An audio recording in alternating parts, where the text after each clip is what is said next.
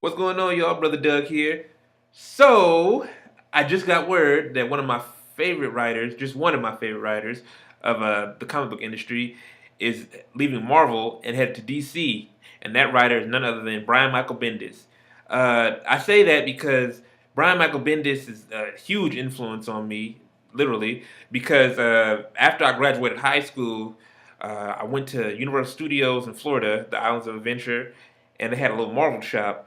And I remember, as I said, growing up, I really wasn't big on comics like that. I read, Charlie Brown, Garfield, Boondocks, Curtis, funny papers in general. And I didn't really get into mature comics like Marvel, DC, Image, the like, until after I graduated high school. So the first book that I ever got, the first graphic novel, excuse me, was New Avengers Volume 2, The Century. And ever since then, I've just been in love with anything that Bendis touched, whether it's Miles Morales, whether it's the Defenders, whether it's Jessica Jones, or his run on the Guardians of the Galaxy, or even X-Men. You best believe I read it. One of the things that I love so much about his writing style is the dialogue, how natural it is. Just how natural the characters talk to each other. It's not just words feeding off to the audience or to the reader. It's just actual characters talking, like Miles talking to Gank, or Luke Cage talking to Jessica, like a real conversation, like I'm having with you all. The only complaint I had about Bendis, and I'm a real fan. Real fans don't sugarcoat anything. I really didn't like the way he utilized, saying nigga in one of his Spider-Man stories. I think it was the second book, Ultimate Miles, before Miles transitioned to the regular Marvel universe, the 616. It was a flashback issue where Miles' dad and his uncle Aaron were in a gang, were basically dealing with the Kingpin and also Shield. It was basically it felt like a John Singleton movie. Saying nigga this, nigga that. Granted, I'm black and it's cool for me to say it.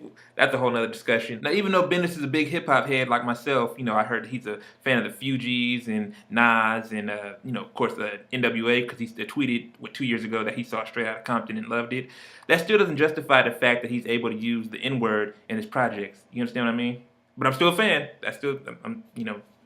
It's gonna take more than the N word for me not to like Brian Michael Bendis. Just kind of left a bad taste in my mouth. But I still adore his books. I'm still a fan. I'm still following him on Twitter and hope to meet him one day. But that's just one of the complaints that I had with him. Like, really, did you really have to use that word, Bendis? Like, for real? So as for the DC news, I wonder what he's gonna do. Is he gonna create a new character? Is he gonna continue? Because I remember years ago at Comic Con, when someone asked him if you were working at DC, who would you do? And he said Batman. So rumor had it like 2 weeks ago, or was it a week ago? I can't keep up. I'm always so busy, y'all. I got my hands tied. I saw that Scott Snyder and Greg Capullo, the current stars of the Batman books at DC, are leaving Batman books to do other things, and they asked people on Twitter, hey, what should we do? Swamp Thing? Just asking fans what other DC characters should they tackle. And my thing is, maybe they're making way for Bendis to come in and do Batman. Here's the thing: when I think of DC, I think of Jeff Johns, another favorite writer of mine. But Jeff Johns is too busy with that Doomsday Clock, and he's also too busy running the DCEU. Being the DC version of Kevin Feige at Marvel. So no matter what character Bendis is going to tackle, best believe I'll be a dedicated reader. So what do you guys feel? Are you guys big Brian Michael Bendis fans? Who's your favorite comic book writers? Let me know in the comments below. Make sure you like the video, share the video, subscribe, follow me on Instagram, Twitter, Facebook, and like always, deuces.